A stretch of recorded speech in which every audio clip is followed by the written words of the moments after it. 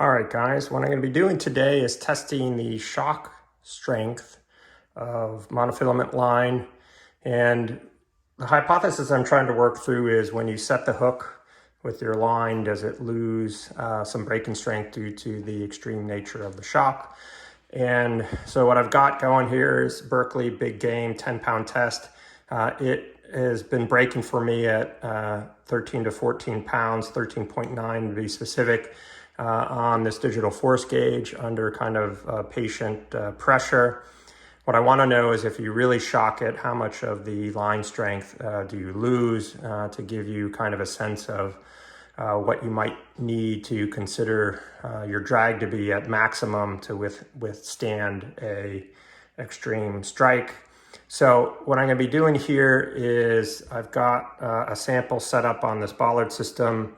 I've got a grommet to protect the line.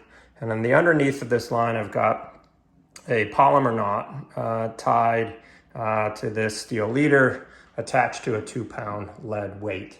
And what I'm going to be basically doing is dead dropping that weight and to see at what pounds of force does it break. And if it's anything less than 13.9, we've got a reduction in strength. And the other thing I'm going to check at the end is to make sure that it was a mainline break and it didn't break at the knot. And so I'm going to be leaning over to grab this and checking to see if we have a mainline break to confirm the test.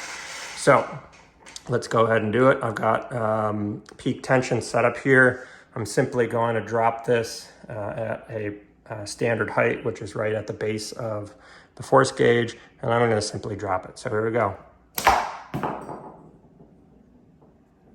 Okay, so it broke at 10.2. So let's do 10.2 divided by 13.9. That's a loss of about 27%.